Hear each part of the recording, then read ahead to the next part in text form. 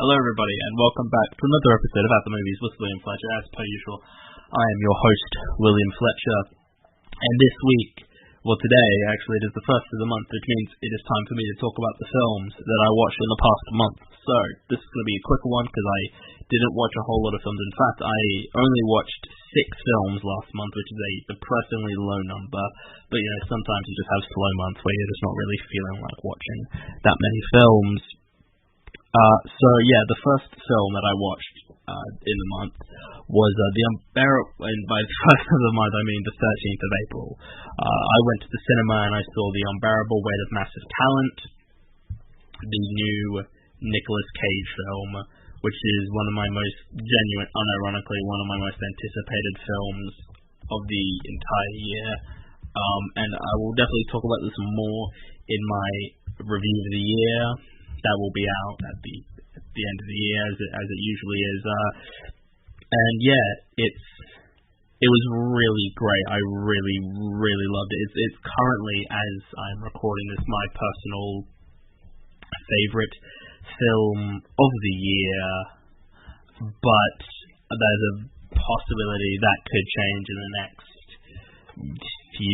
next couple days, as the new Doctor Strange is out on Wednesday. Well, Wednesday is when I've got my showing for it at 6 p.m. So you'll hear me discuss that in the next month.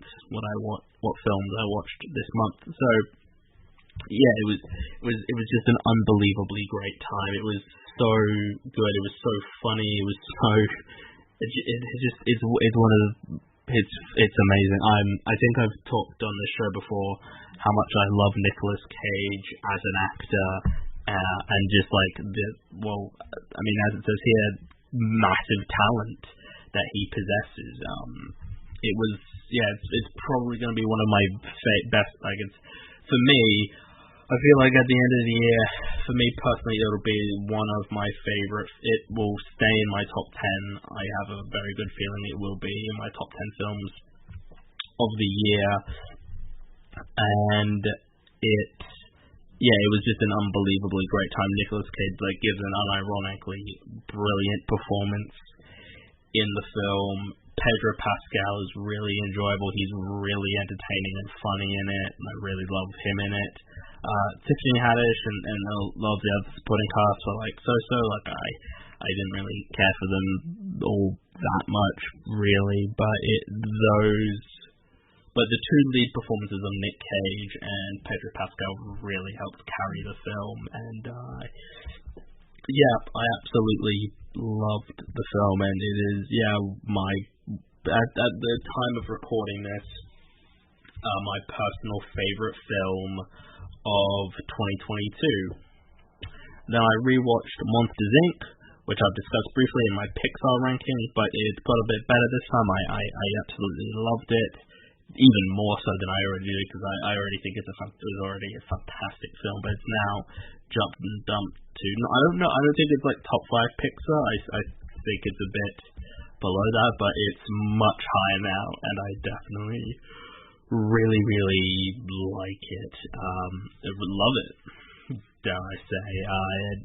It's just an incredibly enjoyable watch that I recommend.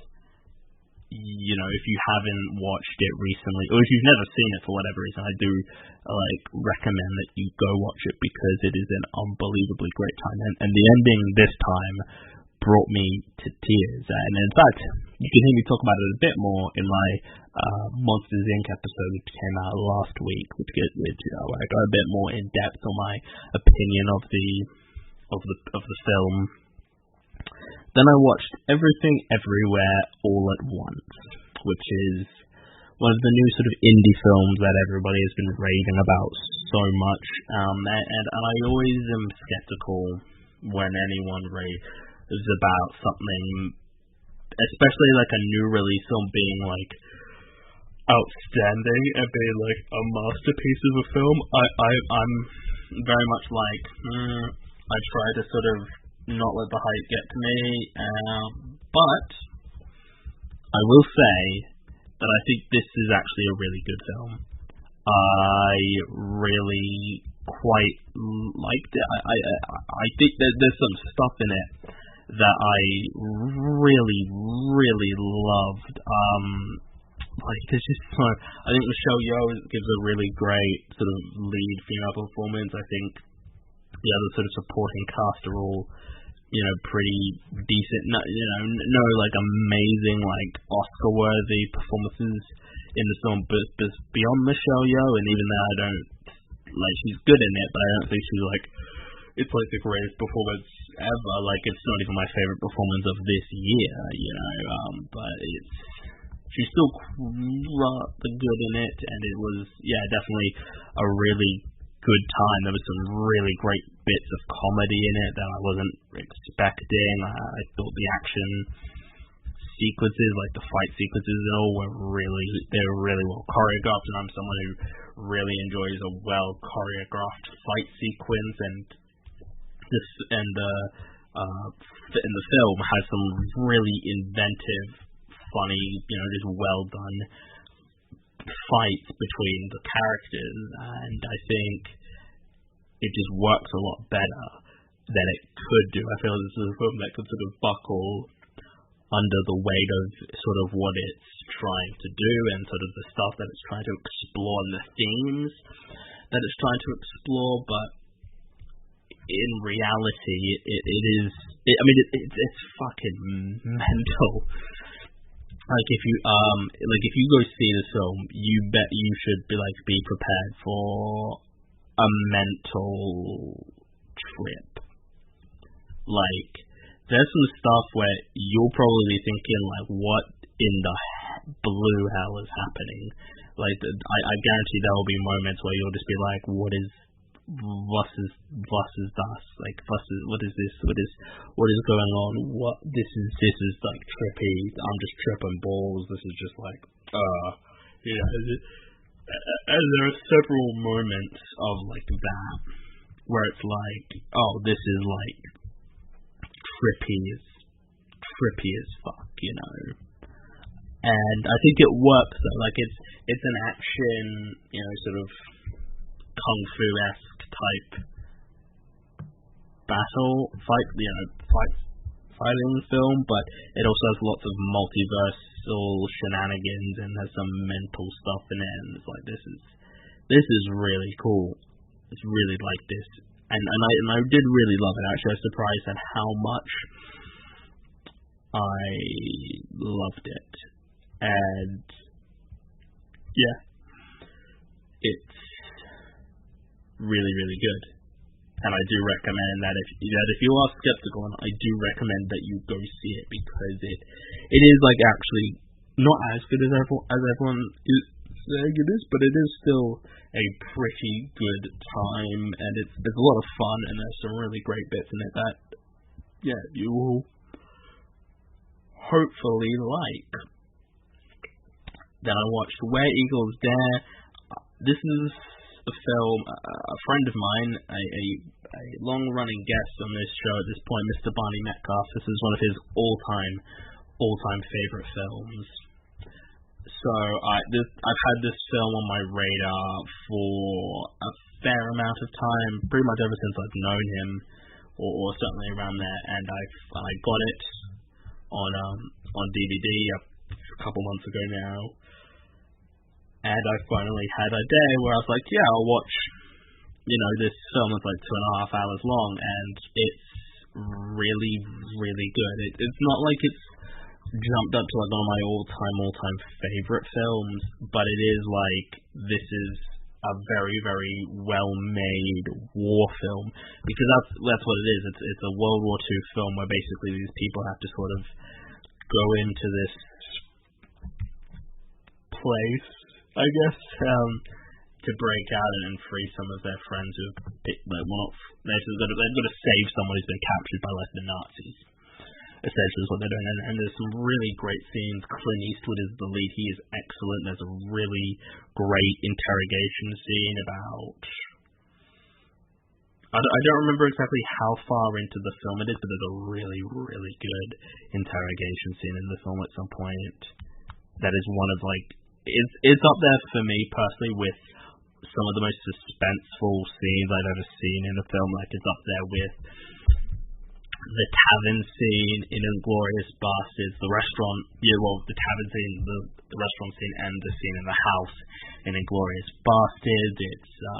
It's up there with like the blood testing scene in The Thing. It's up with some of the best of the original Alien film. It's got some really great tension just in that sort of scene by itself, and it's a film that is like really well worth a watch, despite being 2.5 hours long. Like it is a long film. It is a film that you can't just pop on and just like watch and just like be like, yeah, I'll just pop a film on, you know. It's not that kind of film at all. It's a film where you need to be paying attention to it, because there's a specific part of the film that I'm not going to spoil, because I don't know like how well known this film is, especially for people listening to the show. So I'm going to say, but there's a scene, there's sort of a thing, there's sort of some stuff that's sort of not necessarily been established, but sort of been hinted towards, and then you sort of find out some other stuff with these characters that's been sort of going on, and you sort of, for a lot of the film, you're kind of like, oh, that is, you know, what's going on with this, you know, and you do sort of have to pay attention. So I was a bit confused when there was like this sort of thing that happened. I'm trying to be as like vague as I possibly can with this, honestly, because I try to. If it's not like a massively well-known film, like if this was like Fight Club or something like that, I'd probably be going into it a bit more. But like this is, I don't want to say too much about the film. I do recommend you check it out when you get a chance. Just, you know, be prepared for a long runtime, for a 2.5 hour runtime. Like, just be prepared, is what I'm saying. Because, you know, you're gonna. It does run a bit long, and you definitely feel the runtime occasionally, but I think, like, overall, like, it is a very, very well-made film that has lots of really, really great, there's some, you know, some fantastic scenes in it. Like I said, the interrogation scene is one of the best, is one of the most tense scenes I've ever seen in the film, personally, and it's definitely well worth checking out, you know, at some point. For anyone who's interested in film, it's a film that you should check out, because it's worth a watch at least once. Then I rewatched Doctor Strange, which I'm not going to touch on because that's tomorrow's episode. Ooh, yeah, that's tomorrow's episode. I will be talking about Doctor Strange, so I'm not really going to go into my thoughts on it, because you'll hear my thoughts on that film tomorrow. And then I concluded the month with The Witch, or The Witch, if you want to be pedantic about it. The Robert Eggers' his directorial debut, in fact. I think that it is like, it's a solid film. There's some really great bits of like horror and tension in it, but it also, for a lot of it, is quite boring. Like, I don't think like that's my sort of opinion on it. Is it's a good film. Like, overall, it is a good film that I definitely enjoyed the experience of watching it. But I also felt like there's something kind of missing. Like, it's just, this is a bit boring of a film, and there's not that much happening. That I feel like there should be more happening with this that isn't happening with this, and it's just like, can we just like get to the point of this? Like, that's sort of how I felt about it. Is overall a good film with a great, like, an excellent lead performance from Anya Taylor-Joy, who I think I don't know if she's ever like her as an actress has come up on this podcast, but she's like one of my all-time favorite. She's like one of the best actors working today. She's absolutely phenomenal. In fact, I would have touched on my sort of thoughts on her probably when I talked about Last Night in Soho for the 2021 review of the year, which I thought she was good in Last Night in Soho, but she wasn't like amazing in my opinion in a way that she is like amazing in The Vivitch. And I do call it The Vivitch because that's what the title is. But it's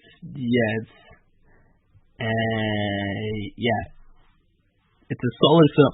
Just basically, my sort of thought is, there's some really great bits of. I think Robert Eggers, because this isn't as good as The Lighthouse, but it's still a relatively good film. But the difference between this and The Lighthouse, I feel, is that I think The Lighthouse overall is more of a complete package, despite having a handful of scenes that are like this.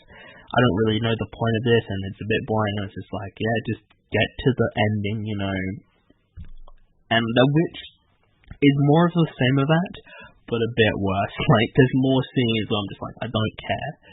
But the stuff that works really, really works well. The horror is frightening and like actually scary, and it is so well done and so brilliantly portrayed that this film is for sure worth the watch, especially if you're a fan of Robert Eggers. If you've seen like The Lighthouse and you're a fan of The Lighthouse, you should check out the Vivitch, because it's a really good film, and I do recommend you do check it out. It is a good film, but it's just not as great as it could be. So that is what the films that I watched the past month. There's still like 20 minutes left. So thank you for listening to this one, and tomorrow I will have a proper full-on episode of the podcast out tomorrow for you to listen to. That will be a tie-in, which I said earlier, it's a Doctor Strange episode, so check out that episode tomorrow, and I'll see all of you guys in the next one. Goodbye.